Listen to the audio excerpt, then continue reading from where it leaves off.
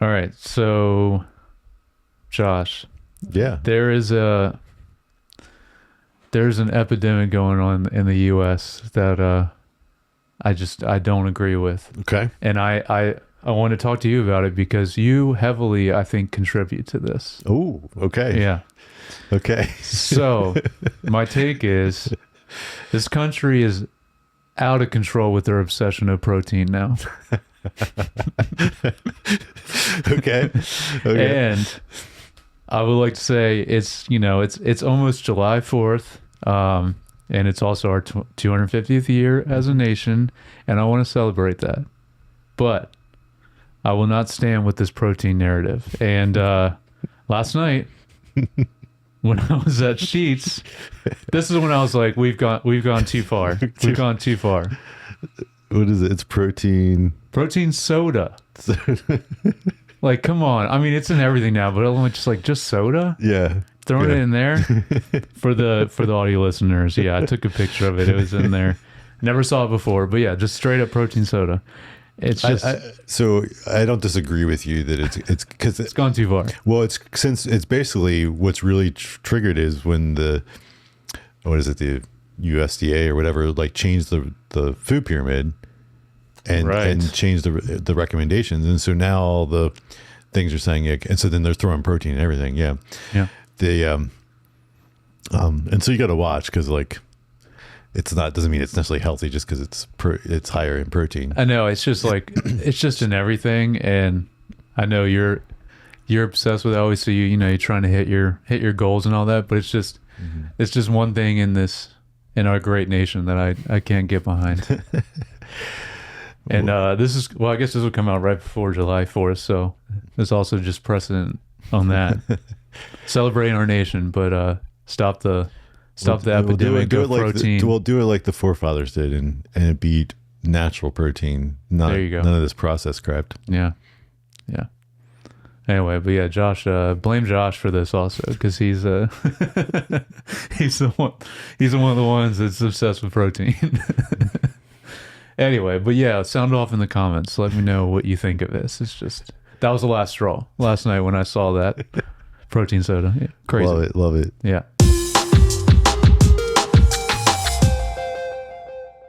Hey, welcome back to Screen Time TV, a podcast where we discuss some of the latest streaming shows. Today we're going to discuss The Bear Season 5, first couple episodes, and then House of Dragon Season 3, Episode 2. But then before that, we'll do a little bit of what we've been watching, and before that, a little bit of feedback. But first, Jared, the rats in the black cells have grown uncommonly big. Mm-hmm. All right, they have. So my name's Josh, and this is my co-host Jared. I was wondering if you were going to do a bear quote because there's a lot of great. Yeah, I figured you would, yeah, and so I went for a House of Dragon. Okay, Josh, I for one am looking forward to my future existence as a human battery. Richie has the best lines. Cousin, he's the Yep. See, he also says stagnation is death. Mm-hmm. Yeah, he said that a couple times. Yes. It's like his new theme. He's got the best line. Or it's always like a Ridley Scott quote. He does a lot of, in Blade Runner quotes. I got two more that are great. Okay, I'm just worried we might have different definitions of insanity.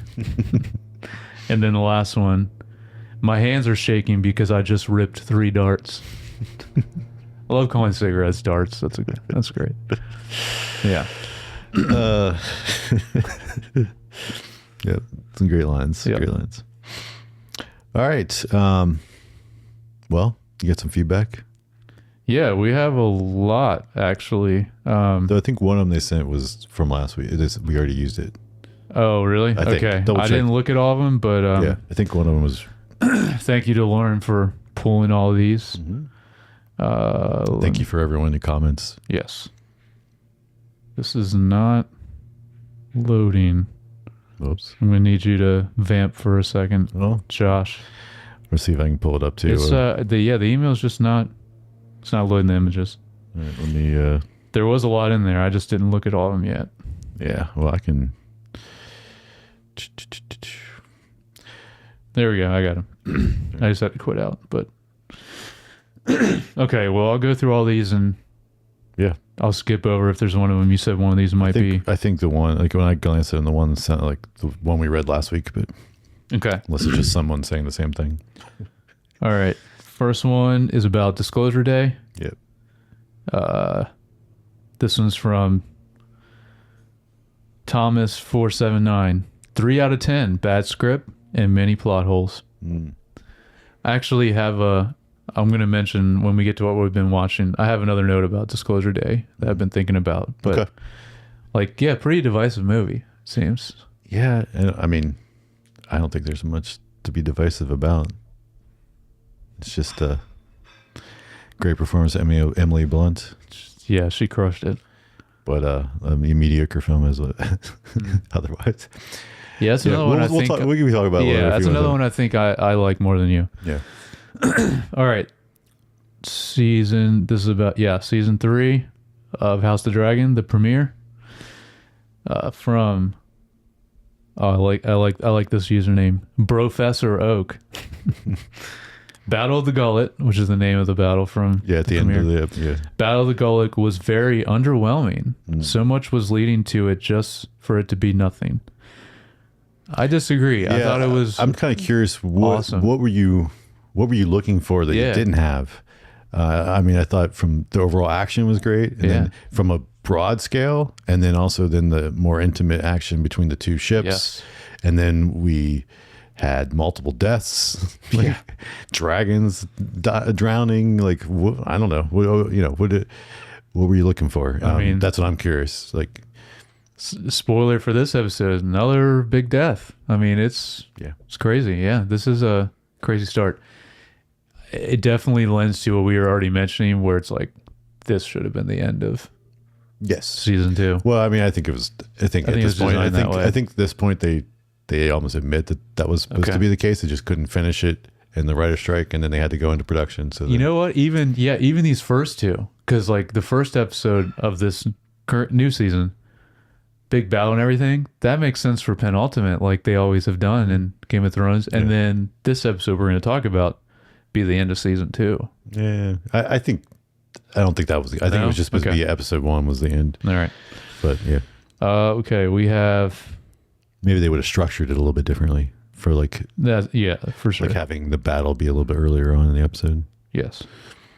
Okay, we have 2 more. This might be a repeat. I think there was one about obsession. I think. Yeah. So this one we'll skip over. Is about obsession, which was a good comment. It was about paying attention to the grandma and the cat, and his search history was the main thing. Yeah, but we talked about it last week. All right, then last one, another one about Disclosure Day. Oh, this is from Mr. Bickford, our guy. Yeah, he's been on Peter. the pod. Yeah, he was on our Fargo pod. He said, "I liked it, but I think I'm in the minority. For me, it was North by Northwest meets Close Encounters." Ooh, that's a good way to describe this film. So he says, "I do agree with some of the critics that the ending would have worked a lot better 10 years ago when people actually believed the news." Good point. And fun fact, he used to be on the news years ago. Yes, he did. Yeah. So he knows a lot about the news, being in the news. Yeah. He was also on when we were talking about Pluribus, but hopefully we'll get him back on. Yeah. It's a great guest. Yeah. Great guy. Okay. That's everything. So thank you everyone. For keep it coming. Leave some comments or DM us, or you can also email feedback@screentimepod, and we will discuss and read them on the next week's episode. Yes. Yeah. Leave because all these are still like pretty much all TikTok, but leave some YouTube comments even on this video. Yeah. All right, let's get into what we've been watching. What do you got? I got 3 things. I got 2 things. All right. Well, I'll start with the one that I just wanted to mention this because you brought it up back when it came out. Star City. Yeah. On Apple TV. So you finally checked. So I finally started this. Really wanted to wait till I was done for All Mankind, which I was a little bit behind on the last season. and then start into this. And but anyway, this is on Apple TV. This is the spinoff from For All Mankind, but then going back to, so it's 60s. In parallel to season 1 of For All Mankind. Yes. Just this is from the perspective of the Soviets. And here's the synopsis. Soviet cosmonauts, engineers, and intelligence officers risk everything in an ambitious space program aiming to be the first to reach the moon, which, and for you don't know, alternate history For All Mankind show, which is fantastic if you haven't watched it. It is. It starts where the Russians land on the moon first instead of us, and how would that change the trajectory in history in the space race for for the U.S. Yeah, and that's then the first ripple. Yeah, that's different, and then it just we from see then other things happen. Yeah, and then it just kind of goes from there. But one of the coolest ones was seeing, it was just a quick news thing. John Lennon not dying. Yeah, that was. Well, then they just pick little things like that to change, which is fun. Yeah. The biggest thing is, like, if we didn't stop the space race and continued and colonize, put like a moon base basically, and kind of keep going from that, right, and beyond that. And it's cool, and it makes it, as each season progresses, and they jump almost a decade between each season. Yep. It starts to become more sci-fi and more sci-fi, because it's going beyond what we've actually done. Yes. But also kind of cool because, again, I think we've talked about a little bit on the pod before, but kind of the things in the last couple of years is happening with space exploration, space development, and all those things is kind of exciting at the same time. Yeah, it is. But anyway, this is kind of cool. This, I'm curious. So what far, you think of so this. far, it's really good. It's very tonally very different, but I think in a good way. It's, of course, going back to being, the early 60s, I guess, or or late 60s? Late 60s, yeah, 69. Yeah, so late 60s.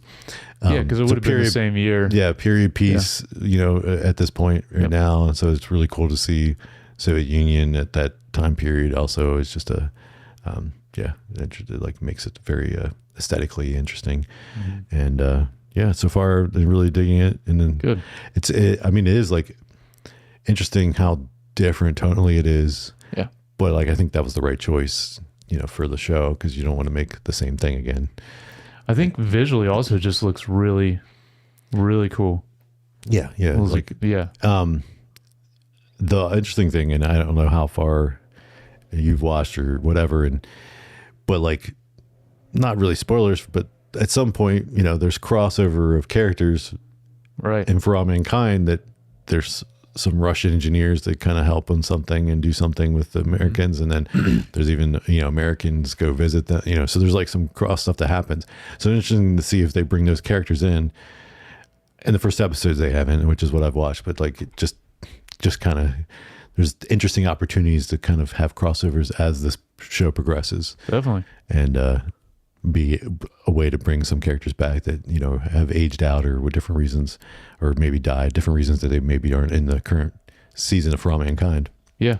So you said you just saw the first episode too? Okay. All right. First two. I think you're ahead of me. I think I only watched the first one. Oh, really? Or I'm a little ways into the second episode, but yeah. What you been doing? Well, I'll talk about some other stuff I watched. Yeah.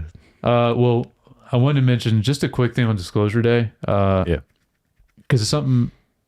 Yeah, it was just, which is also just cool when like a film sticks with you and you think it sticks in your head and you start thinking about it more, and that's what this film has done to me. And whether you like the film or not, and I think it feels like it's a little divisive. I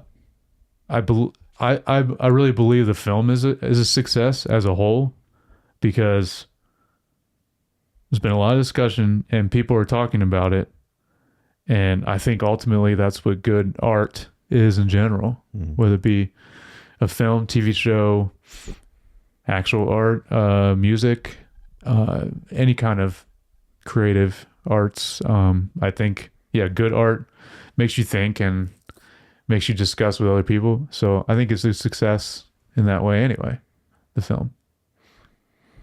Yeah. I the only thing I was mention is like the VFX podcast I listen to.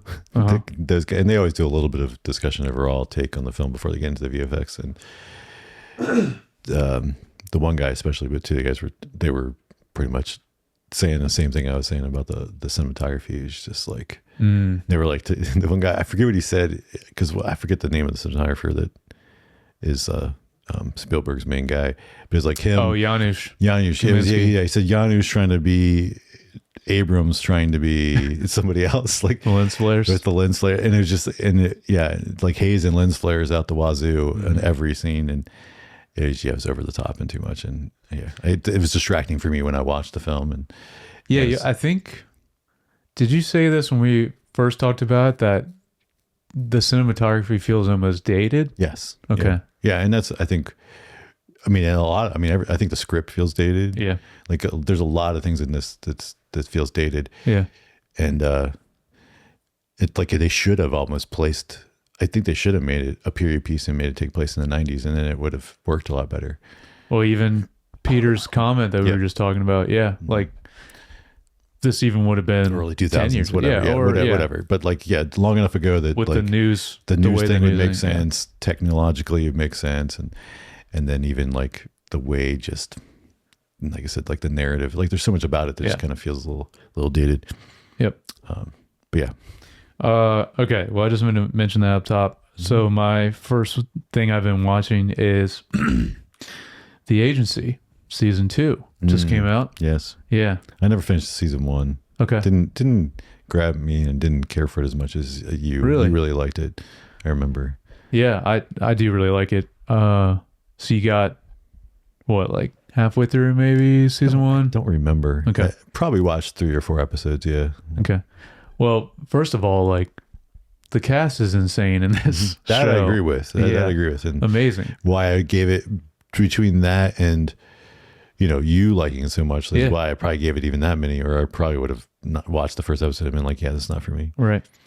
This is definitely, I recommend it to our dad. This is right up his alley. Yeah, this is a dad show for sure. Catnip for British spy type stuff, detective stuff he loves. So this is on Paramount. So season 2 just came out. What's so weird, and I don't know why they did this, is they dropped the whole season. And they didn't do this with season 1. Season 1 was week to was week, one episode, even the premiere, only one. And I just don't understand it, because especially like just the cast that's in this, and I would say also like so it's star-studded, but the way the show looks, the budget, like it looks so expensive too. Like it can't be not only the cast, but just like what's involved in it. Like the premiere of season 2, even, I believe it's the first episode, starts really strong, but has like a crazy awesome set piece in it even. So it's like the budget in this show is insane, I bet. And so like that even is just like all these reasons. It seems like you dropping it all at once when you weren't before. It seems almost like they weren't confident in it, which is weird because it's off to a great start. In season 1, I thought was really great. So in the original story it's based on, the French show is like really high rated. Like everyone loved that it's based on. So I don't know. So just that decision, I wish it would have been week to week still. So that was weird. But yeah, really, really awesome start to season 2. The Agency on Paramount. All right. Well, this next one I wanted to talk about, I'm surprised you haven't brought this up. Okay. This is on VOD right now. In the Gray. Yeah, I have not checked it out. I'm surprised you haven't watched this. Why? I don't know. I feel like it's like, I love the actors. Yeah, you love the actors. Oh, you mean because my girl's in it? Your girl's in it. Oh, that's right. And then it's Isa Gonzalez, right? Mm-hmm. Yeah, that is my girl. Your current girl. Yeah. And Adria Arjona. Yeah. And so the premise here is that a covert team of elite operatives are living in the shadows when a ruthless, desperate, excuse me, steals $1 billion fortune. They're sent to take it back and with an impossible heist that erupts into a deadly game of strategy, deception, and survival. So this is written and directed by Guy Ritchie. Oh, that's right. Which is also kind of gives you an idea of like the feel, the vibes. The stars Henry Cavill, Jake Gyllenhaal, and Isa Gonzalez. Yeah. Then just Rosamund Pike also has like a not a more minor role, but yeah, I mean, this was fun. I mean, it's, you know, it's predictable. Is it very Guy Ritchie? Yeah. Okay. Yeah. It's kind of predictable but like some of the action scenes are so much fun and so fantastic. And, they always are in his stuff. Yeah. His stuff. Yeah. Now it's interesting because, you know, the thing is, it doesn't really need Henry Cavill and Jake Gyllenhaal in these roles. Like there's not really any like a real acting happening here other than just being like, you know, serious, like, you know, these guys that are kind of, you know, kind of above the law, kind of like extra. That's also very mercenary type guys. Okay, that's also very Guy Ritchie. Is style over substance. Yeah. But like, but it's like you could have put any just well jacked, like good looking guys in these roles, and they'd probably be fine. But Henry Cavill and I know Jake Gyllenhaal, that's awesome. Yeah, but it's still fun to see those guys. But it's, you know, they were. Do they have good banter between them? I mean, a little bit, but like half the time they're not together. They're like doing other things like separately. So, yeah, but there, some great action in this, and it's still fun to watch. Like it's like have a film. I do want to watch it. Yeah, the kid stuff normally is worth watching. Definitely. What's I'm waiting for I never finished season 1. I know you did, but The Gentleman. Yeah. That should be coming back, right? Season 2 probably soon. Yeah. Cool. Yeah, I'd imagine. Because I think it was like early last year. I think it was even before that. It might have been 24. Was it that long ago? I think so. Okay. Yeah, it's time. It should be this year. Yeah. But anyway, yep. Guy Ritchie action. Is it on VOD? It's on VOD. Okay. I'm sure it'll be streaming another month or so, but in the gray, because you know, in the gray, they're not in the black or white; they're in the gray. So also, probably like kind of a staple of his films is just like these like just kind of generic titles for the. Yep.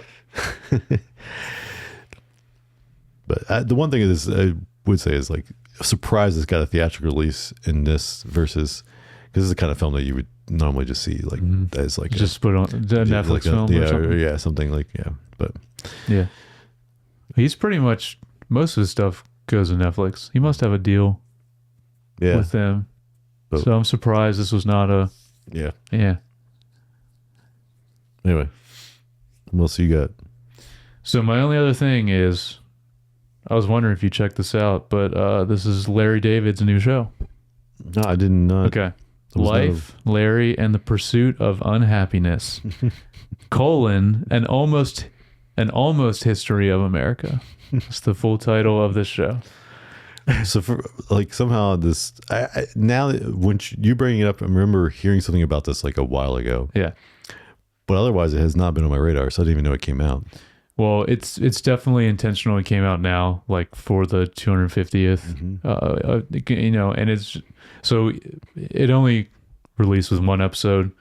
It's just going to be weekly. I think 8 or 10 episodes total.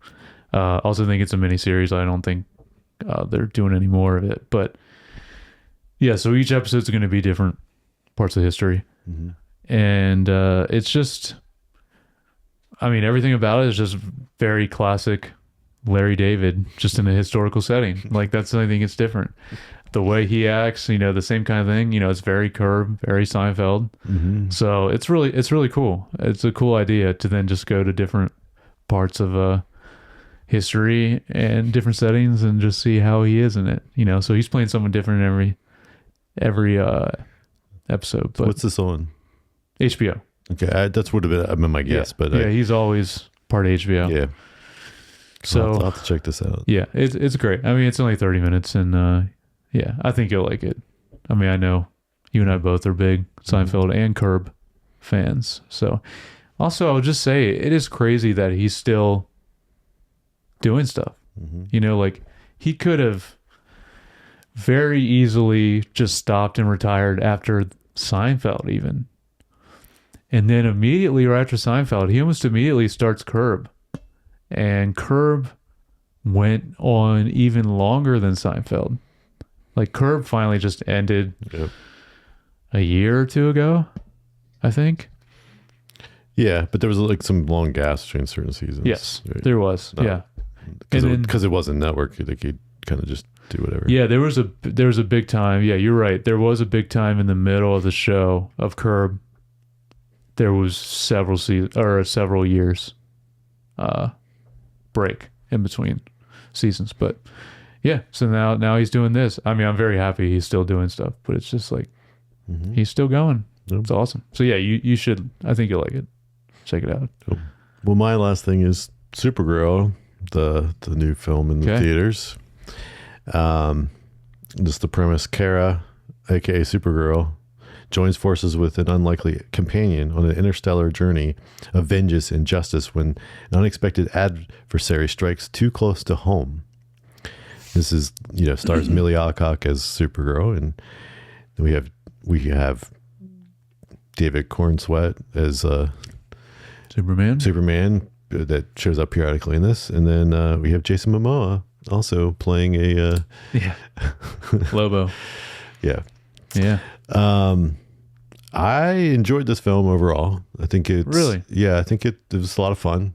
I mean, I honestly love Millie Alcock's performance and portrayal of Supergirl, and and I think, I mean, it was, again, it's not not that it was like, not what's the right word, like it's very predictable, like overall, just the overall plot points or nothing, like, but I think to me the best way to describe this is if it's kind of felt more like a Guardians of the Galaxy movie, and even her her general portrayal is like if Peter Quill was a woman.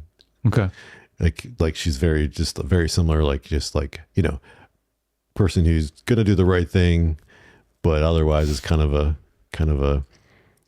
punk rock kind of like buck the system kind of person, and so kind of a rebel-ish kind of attitude, and so maybe a little bit of Captain Marvel as well. No, because Captain Marvel I don't feel like comes across that way at all. No, you don't think so? I think so in the first film, like maybe a little bit origins, maybe a little bit in the first film. Yeah. But no, I think to me it's Guardians. The Guardians is a better. I mean, like the powers, I guess, is a little bit more like Captain Marvel, where like you have, but they do a good job of like each time she kind of changes planets, they tell you the name of the planet, and then they also give you like basically the sun there. So like it's like, oh, red sun, yellow sun, blah blah blah. So like you kind of know then how, because all of them she's affected by it. Yeah. Versus, and then of course spoiler, but then there's a planet with a green sun, and then so anyway, it's just so it kind of helps make it not just OP all the time, right? And then but then gives opportunity for things that kind of ebb and flow in that way, and they play with that a little bit, so it's fun and enjoyable, I think, in that sense. But I guess if you don't like her portrayal, I think the biggest thing would be if you were going just thinking, oh, it's a Superman movie but with Supergirl. That's not what it's going to be. Yeah. And I'm surprised, like you said, so he's still in it a decent amount though? More than I expected. Yeah, I didn't think he'd really be in it. Okay. Well, so they give backstory throughout the film, right, of her and why she stuck around and was actually born on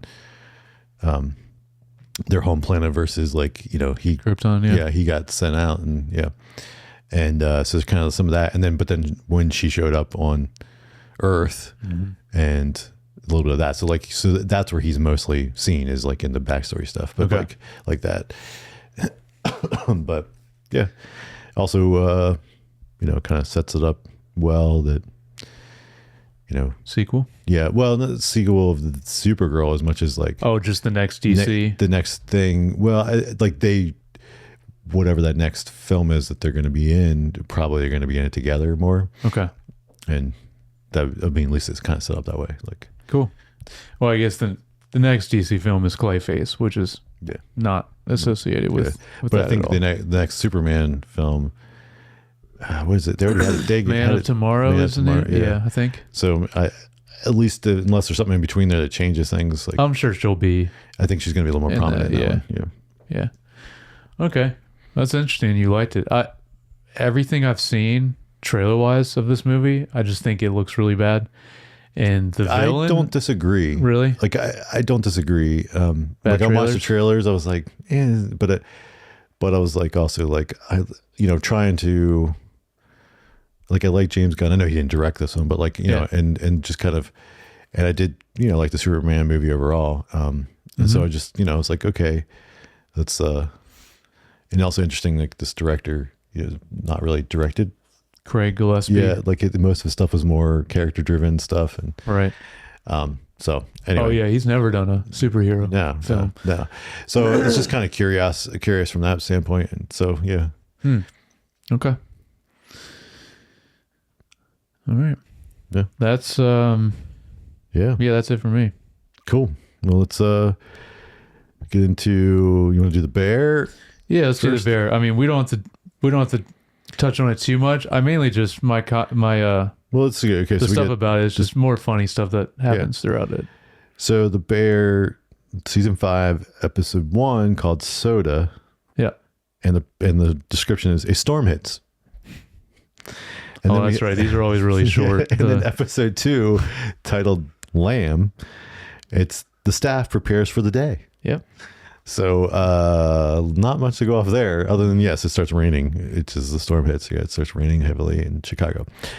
And the only thing I would say is like they felt both like really short episodes. These 2 episodes, yeah, and I kind of went by quickly, and not a lot happened from a larger plot sense. No, like it, yeah, and there's, but yeah, like I mean, talk about like, I mean, it's still.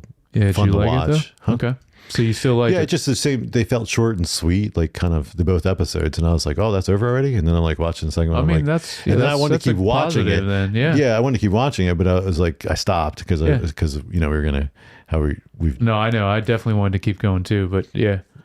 So it's not like boring. It just but also like other than some the stuff with Richie's comments, that I like the. Well, like the moment where Sid like starts the clock forward. Yes. Because I forget the character's name, but he's just like, well, we're out of time. Mm-hmm. And she's like, and they're kind of having this conversation, a little bit of argument between each other. And at this point, I forget if that was episode 1 or 2, but yeah, I don't know. And then she's finally like, no, it doesn't matter. We can just keep going. And then finally she's just like, he's like, but the clock. And then, and then which is what we stared at all of last season, this clock counting down to they need to be profitable by this point or he's going to cut him off. Mm-hmm. The uncle that kind of financed him. And, and then like, she's just like, no, this is just stop. We need to just keep going. It was a great moment. Yeah. Yeah. And then just all the things that are like, you thought if it felt like season 5, things were constrained because of financial reasons and things. Well, they just got worse. Oh yeah. And I mean, this is I've never worked in this kind of food service industry like this. Like in high school, I worked at, Roy Rogers fast food and like, obviously the larger corporation fast food, it's not quite the same as, and the margins are probably a lot better than like fine dining, high scale. But, I know they always talk about, you always hear that's like one of the hardest things to make profitable is a restaurant. Yeah. And so I imagine these are this last season, just how tight things are is kind of more normal until something's super successful. Right.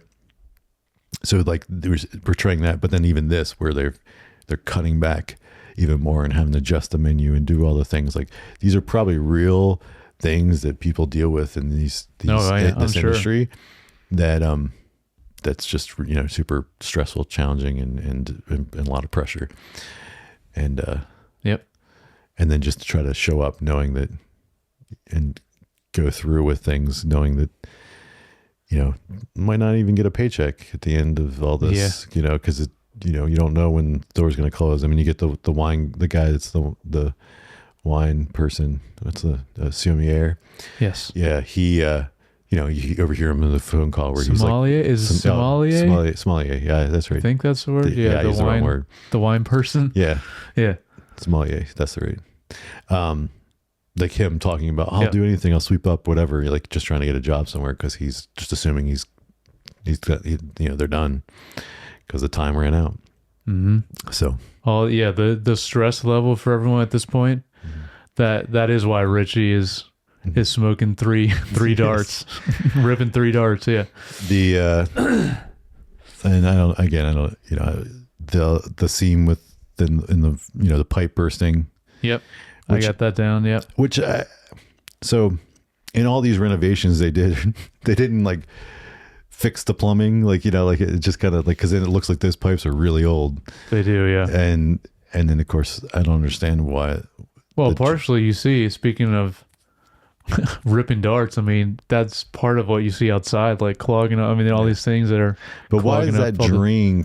That's another thing I was like, didn't make sense to me, and not sure. Maybe I just don't understand plumbing. But why that drain outside in the street is going to cause that to back up and create pressure in the. Yeah, I have no idea. I don't know anything about plumbing either. So. I don't know. Let us know if you're a plumber. That moment though, where Sydney throws the thing on there and throws the duct tape on there real quick because the guy's scared to do it, and then that was funny. And then of course then ends up bursting his face later. A few minutes. That's the part about it that's funny is there's a picture of Paul Rudd and they say that he's possessed, and then the pipes explode. That was great.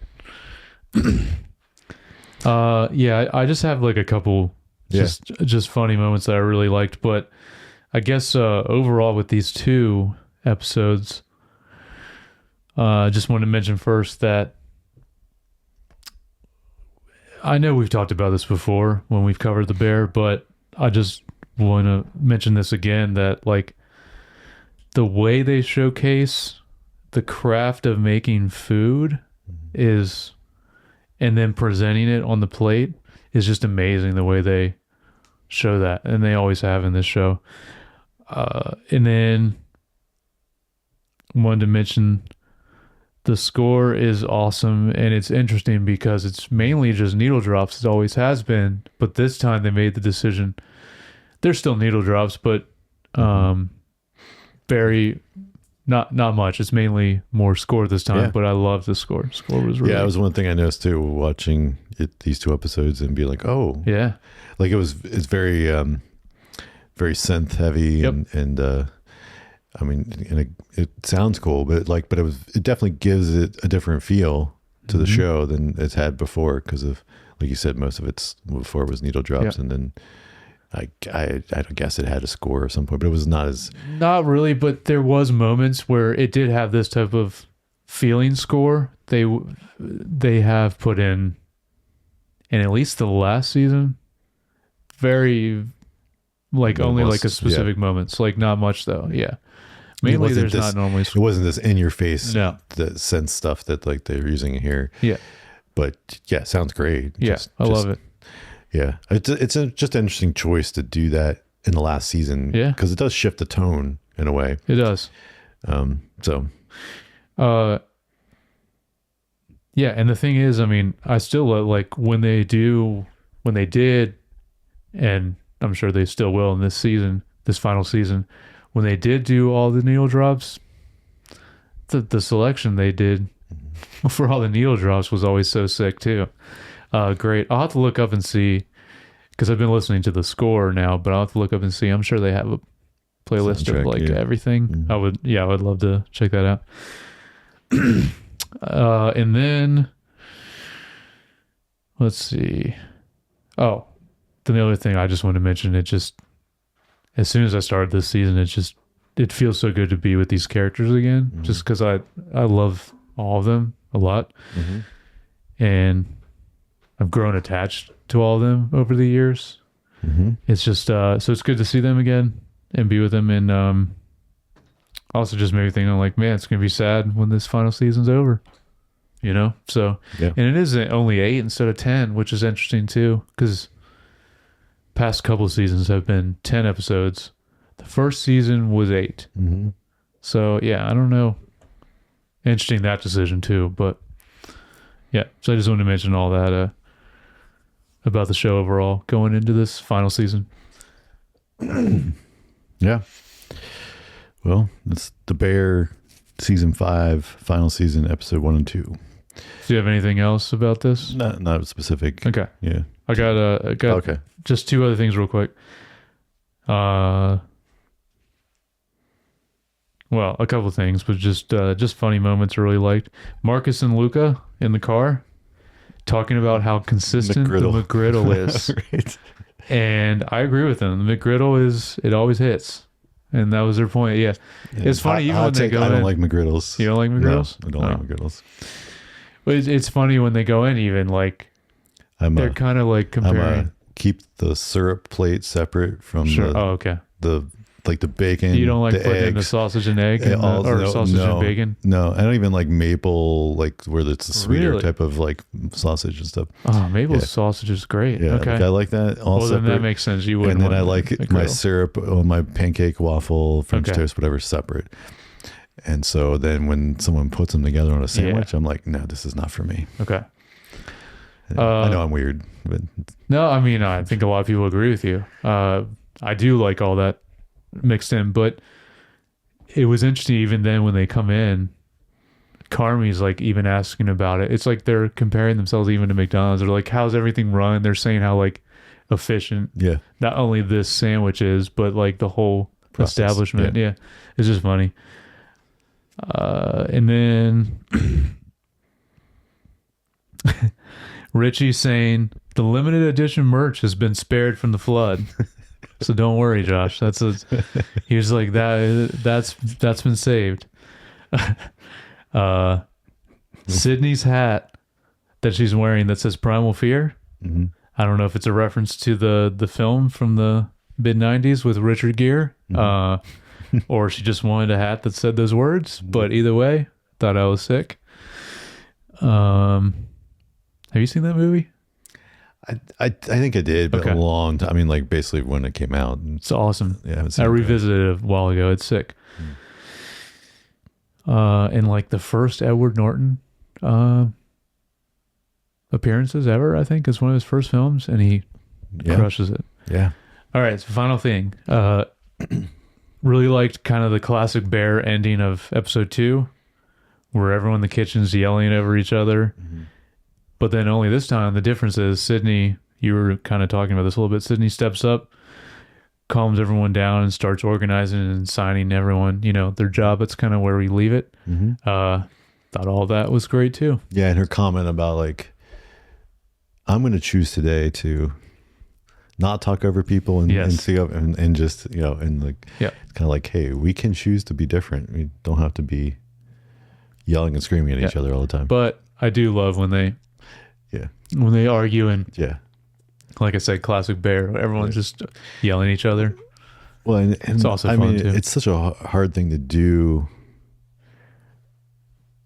like to direct / act and write, like all those things can combine, like right, like. But it's what people do in real life when they get frustrated and are kind of talking at each other, like. But then also to make it believable, that's got to be really hard to do as a director and actors. Yeah. And that's one of the things why it's so fun to watch is because it's like they do it so well in this show from the get-go, and it feels so natural and organic. Everything does, about the way they kind of talk over each other and yell at each other. The stress too, like they do such a good job of you making you feel like how stressed they are. Yeah. Mm-hmm. Yeah. So really great start to the final season, I thought. It is, you were talking about, I do agree with you, it is like a slow start. Mm-hmm. But I don't know. We'll see how it goes from here. But yeah, we'll be covering just one episode from here on out. So. You want to do it that way? Well, I don't know. I mean, they're so short that like. Yeah, that's true. It's like, I don't know. We can talk about it after. Okay. We'll figure it out. But we will to discuss the rest of the season. Yeah, we will. Yeah. All right. So House of the Dragon season 3 episode 2, Queen's Landing. As Alicent risks everything to fulfill her end of the bargain, Rhaenyra must decide whether the Iron Throne is worth the cost. It's interesting. I didn't realize the episode was called Queen's Landing. That's cool. Yeah. All right. So just general thoughts of this episode. How'd you feel about it? No, I was just talking a lot. You go ahead. What did you think? I really like this episode. I think I like this episode more. This was kind of felt more like classic Game of Thrones, where it was a lot of good acting scenes where people were talking and that stuff. And I agree. And the less of like with some good action, but not, again, not as big of a battle as we had last week's episode. But besides last week's episode of battle, everything else kind of felt just like, remember this? Try to and this where like this felt like real moments in these different like character moments. And so I enjoyed it for that. Yeah. Definitely. Yeah, I agree with all that. Thought it was a great episode. And yeah, so far these 2 episodes, I think this season is a really strong start. Yeah. Yeah, it's already feeling better than season 2, I think. Yeah, definitely. All right, so we open with the aftermath of Jace's death. Kind of crazy to still have like the aftermath of the battle, like all that stuff kind of there. Trying to find people.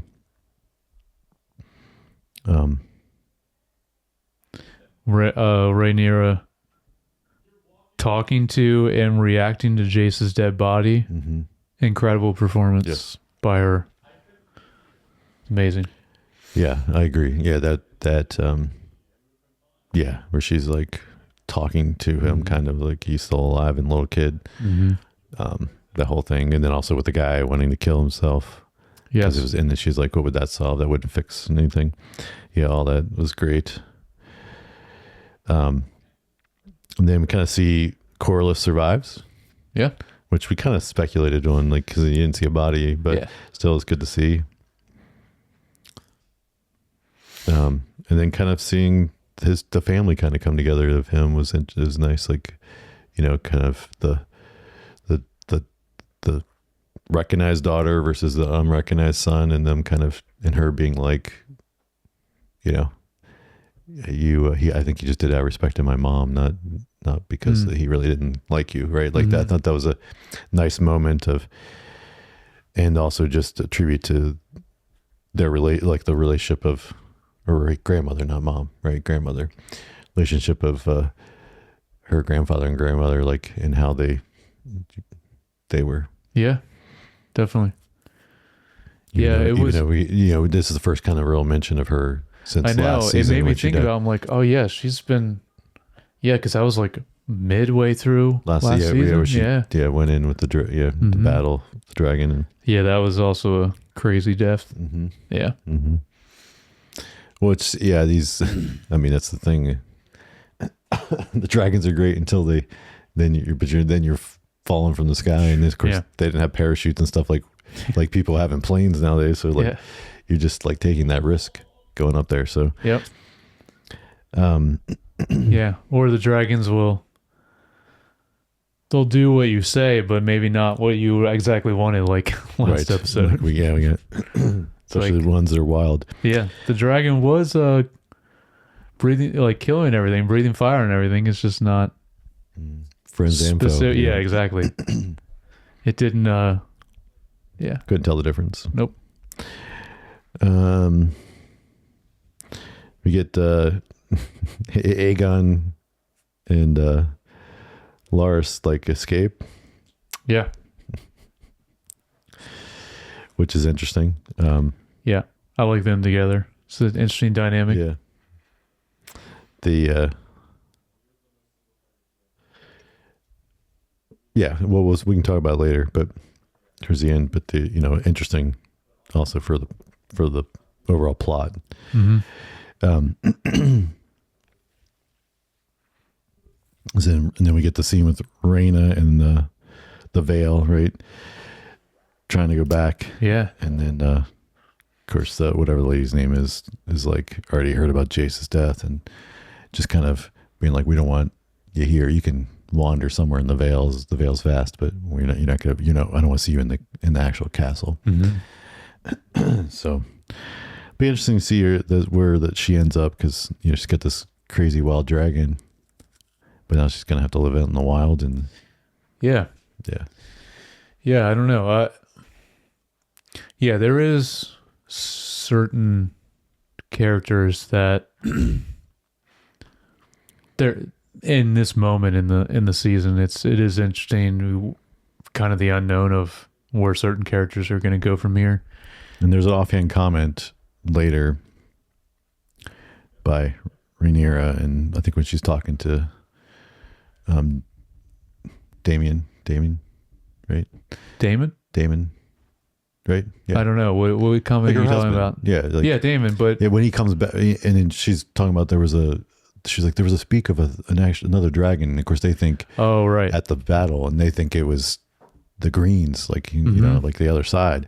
How did they get another dragon? And so like they don't know who it was and what dragon it was, but they hear about that. And so it's going to be interesting to see if where she ends up. Is she able to like secretly kind of come into the fold? Or she could just be out there as an outcast forever. And for sure, that's what I mean. And then change sides, right? Yeah, and then, but like going forward in this season, but then like as a whole, it's interesting because we do know there's going to be another season, but that's the final one. So it's interesting I'm just curious where we're going to go from here with a lot of these characters, like, because obviously we haven't read the book it's based on. That's also more of we've talked about as like a historical text.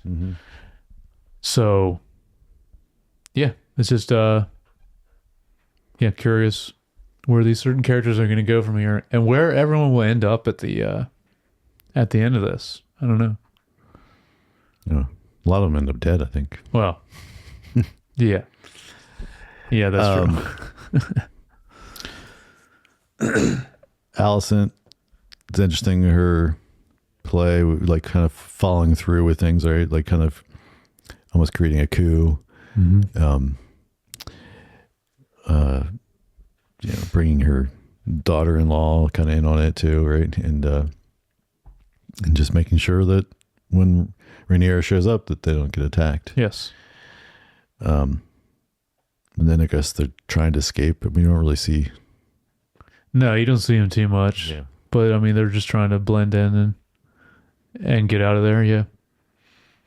We do get the scene where the guy tries to assault her. Oh yeah, which was interesting. And yeah, that was brutal. Yeah.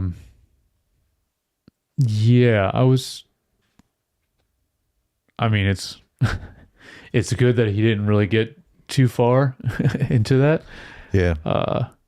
He also, I mean, he gets what's coming to him though, or he will. Yeah. It was just, at least for now, that scene kind of seemed unnecessary. I'm not sure. Yeah, I'm not sure why. Like what his intention was, more than just like for pleasure. You know what I mean? Like I don't know. Yeah, it was strange. And then we get the scene where those other two guys show up, and Damon's like, "What are you guys doing here?" Kind of thing. The ones that were waiting, the lowborns, but eventually he heads back, and because he gets the message from Rhaenyra, and he kind of heads back. So then he seems to be behind her, but he's always there's always that little question mark. Oh, Damon? Yeah. Oh yeah. He's not, oh yeah. Well, his he's never really fully surrendered to anyone. No. Yeah. No. He's definitely a wild card. I mean, but that's one of the reasons why he's like one of the best characters, I think, in the show. With him, I thought the scene with him and the witch talking was so good. And I want to mention in general with that scene, but also like the mysticism around Harrenhal in general is just so interesting to me. I also personally, like, I like their interactions together.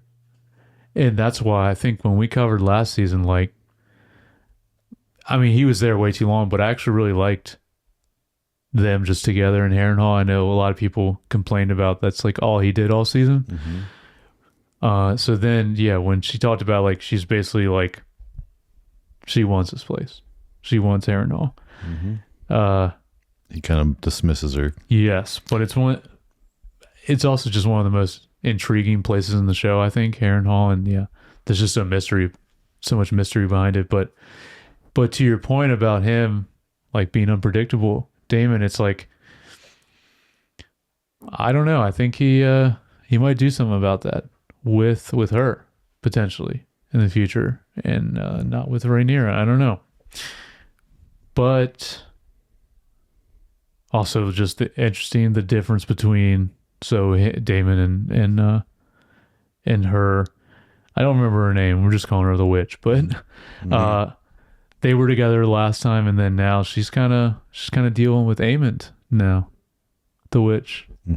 Now, so I'm wondering, is she going to do the same thing as what she was doing? You know, playing with her magic or tricking him in some way, like she did with Daemon last season. Now doing it with Aemond.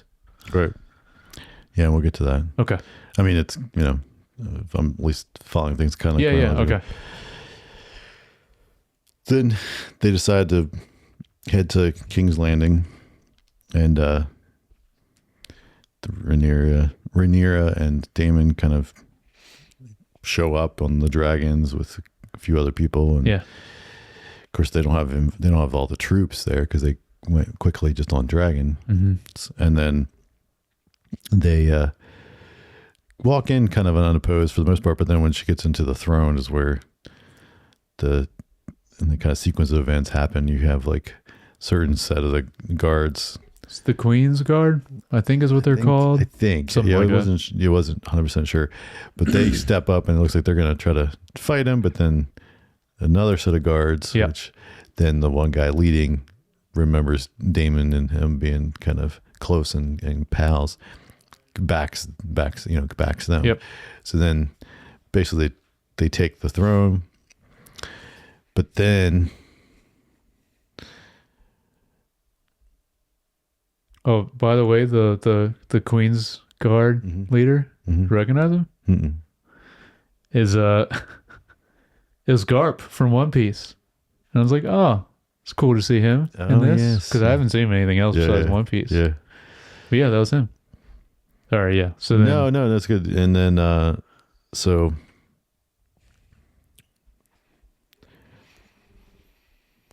then we get the, you know, a little bit back and forth, but basically then they reveal that Otto Hightower's been in the, which we didn't know. We thought he got away. Because last we saw him like he was in. Yeah, when like, did we last see him? He was in like it seemed like a. He looked like he was in a cage or something. Yeah, but it was in a carriage or something. Yeah, carriage. Yeah, and he was like leaving. So like King's Landing. So I didn't expect him to. Yeah, still you're be right. there. I think that was the last time we saw him. Yeah, it was almost like he was either trying to sneak out or get away, and. Yep. But evidently he didn't. So he's there, and then we get this great scene where, the like and a little bit of, and his comment even about like having Daemon do it because he doesn't want, and then of course she's finally decides, yeah, let me do it, and she goes to cut his head off, and she misses on the first try. Yeah. And then you're like, oh my gosh, and then but then like a clean cut then after that, and then they but that was a good it was it was with Otto, I mean, it was kind of inevitable like that this was going to happen soon anyway to him, but then also like necessary because he's now one of the main characters in Star City. So it's like, I don't know how much he could have done both shows anyway from here, since that just started. So I don't know. It is funny that he's like, he's now in Star City. But yeah, that was, and I would say also Amazing visual of the footprints of blood and her walking slowly to the throne. To the throne was really awesome. And then we get that final scene with the witch and Aemond. Aemond, yes, yes. So this is where I rewound this and watched this again. Okay. Why? Because what stabs him? Oh, what stabs him? Yeah, why all of a sudden is he bleeding? I mean, I'm assuming it was someone he was fighting with got a stab in. I don't know. Like, it doesn't look, because like you, at least like I said, when I oh, do you think this is some witch magic? Yes. Interesting. That's where because I said I rewinded because I was like, when did he get stabbed? And I kind of watched it again, and there's no point. And then even right before he pulls the knife out, or the sword out, or whatever it was, like a few seconds before that, you see him before she's there, right? And like you see the back of him, and he doesn't have anything, and he has that same knife in his hand. Oh, and then it like cuts to her, and he's like, and then it cuts back to him, and then he's like, almost, and he's like, oh, and then he's like pulling it out. So I don't like. It looks like he's dying, right? Like that's what they try to leave, but I think maybe she's just messing with him. That would be interesting. Because otherwise, that would be really cool if that was what's happening. Because I would like them to get more into that. So, because otherwise, where we leave things, if he's dead, no, he's not dead, right? Right, yeah. But like if he's dead, then like it's almost like then there's nobody left on the other. I mean, because the Otto Hightower's done. So then you have like the one son that's out in the wilderness, Aegon with Larys, Larys, but like he's has no real like ruling capability. He's pretty much no, but is he, or it might be a different Aegon, but I mean, one of them becomes the Mad King, right? I think so, but that we hear and see very briefly in the beginning of in the history of when they show like flashbacks, and very, very like the pilot of Game of Thrones, they talk about it. Yeah. Because Jaime Lannister, right? He's the one that kills him and gets a sword, I believe, from him. I don't know. It's been a while since he's the one that kills the Mad King, and then that's where why Kingslayer. That's why he was called. Yeah, the Kingslayer, and why then then the guy who actually was the king when the show starts, that's friends with the Starks. Yeah, the Baratheon. Yeah. What was his? Was it Robert Baratheon? I think so. Yeah. Okay. Yeah, sounds right. It's been a minute. Yeah. So the Baratheon house, like why he's even in there. Yeah. But I don't know if that's the same guy. Yeah, I don't know. I mean, let us know in the comments. I was just curious. I'm like, one of these has to be the Mad King. Not necessarily. I mean, I don't know. Maybe we won't get later. That. Yeah, maybe we won't get that. I think it would be awesome if we actually see that all happen in the show. Maybe at the very end of the show. I think that would just be awesome to see. But yeah, I don't know. There's a lot of characters. This is always tough when you're covering anything Game of Thrones. Keeping track of all the characters, the lineage of everyone. It's a lot. Mm-hmm. So let us know in the comments, though, if you know about when does the Mad King come into play and all that. I'd be interested in that. Yeah. We just kind of, let us know. I mean, also the witch thing. Is there some witch magic going on? Because I think that would be cool. I feel like he just can't be died yet, because like that just leaves like no power. He's not dying. He's not dead. Yeah, so there's nobody of like any kind of leadership on that side, right? You kind of have Sir Christian Cole kind of out there still, and then you've got we still have barely seen him all season so far in this 2 episodes. And then did we even see him? We didn't see him this episode, right? We did. It was one brief scene, and he's just like walking, I think. He doesn't say anything. So you have him, and then but like anyway, I think he's got to not be dead, and just to have any. So then it'll be interesting to see if the repercussions of like kind of what happens in this episode, did they leave themselves vulnerable by taking King's Landing or not? So it'll be interesting. It will. But yeah, let us know your thoughts on anything we talked about today. Yes. Or other times. And yeah, we appreciate anybody that does. And we'll, write in or leave a comment and let us know your thoughts on things, and we'll read them on the next episode. You can do that in multiple ways. You can email us at feedback@screentimepod.com, or, leave a DM or comment on social media or YouTube. And let us know if protein has gone too far. If you didn't listen to the beginning, yeah, let us know if protein's going too far in America. Yeah. But yeah, so if you don't already, please like and subscribe on Apple Podcasts, Spotify, and YouTube, and follow us on Instagram, TikTok, and Facebook. And if you'd like to follow each of us individually on Instagram, I'm at JYoungBar.